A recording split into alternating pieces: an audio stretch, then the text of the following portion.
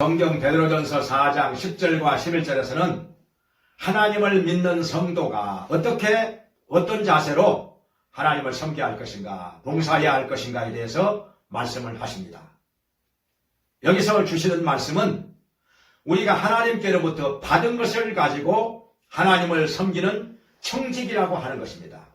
그렇게 생각해야 하나님 아버지께 영광을 돌리게 된다는 것입니다. 그러면 우리가 하나님께로부터 무엇을 받았을까요? 여기서는 세 가지를 말씀하십니다. 첫째로는 하나님께로부터 은사와 은혜를 받았다는 것입니다. 그래서 우리는 청지기입니다. 청지기는 주인이 아닙니다. 잠시 맡아 관리하는 사람인 것입니다. 은혜를 받았다고 하는 것은 거저 받았다는 것입니다. 우리가 하나님께로부터 받은 은혜와 은사 중에는 구원이 있습니다. 에베소서 2장 8절에서는 구원이 예수 그리스도를 믿는 자에게 거저 주시는 하나님의 선물이라고 말씀했습니다. 죄의 삭은 사망이요 하나님의 은사는 그리스도 예수 우리 주 안에 있는 영생이라고 로마서 6장 23절에도 말씀을 하셨습니다. 우리가 예수님을 믿어 구원 얻게 된 것, 영생을 얻게 된 것, 이것이 하나님께서 우리에게 주시는 선물인 것입니다. 또 여러 가지 은사가 있습니다. 가르치는 은사도 있고 다스리는 은사, 긍휼을 베풀고 구제하고 권위하고 여러 가지 은사가 있습니다. 또 성령의 은사가 있습니다. 병 고치는 은사, 방언하는 은사, 예언하는 은사, 능력 행하는 은사, 여러 가지 은사가 있습니다. 우리가 사모하고 구할 때 하나님께서는 이런 여러 가지 은사를 부어주십니다. 하나님께로부터 받은 은사를 가지고 우리가 하나님을 섬겨야 하는 것입니다. 그런데 하나님께서는 교만한 자를 물리치시고 겸손한 자에게 은혜를 주신다 말씀을 하셨습니다. 우리는 교만한 마음을 버리고 겸손한 마음으로 낮은 자세로 하나님께서 주시는 은사를 받기 위해서 사모하고 구해야 할 것입니다. 두 번째로 하나님께서는 우리에게 말씀을 주셨습니다. 우리가 하나님께서 주시는 말씀을 가지고 그 말씀을 전한다고 해야 할 것입니다. 마치 사람의 말을 하는 것처럼 해서는 안 되는 것입니다.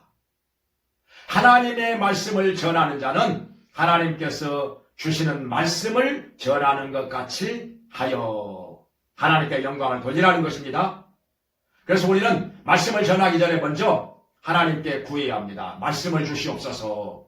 하나님께서 주시는 말씀을 가지고 전할 때 성령님이 함께 하셔서 강하게 역사하시고 듣는 자들이 그 말씀을 가지고 영원히 살게 되는 것입니다.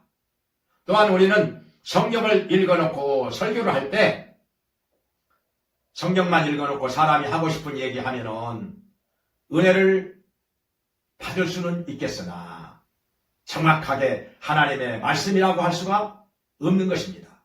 성경을 우리가 읽어놓고 말씀을 전할 때는 성경을 통해서 우리 하나님이 무엇을 전하고자 하시는가, 무엇을 말씀하시고자 하는가, 이것을 찾아서 전해야 하는 것입니다.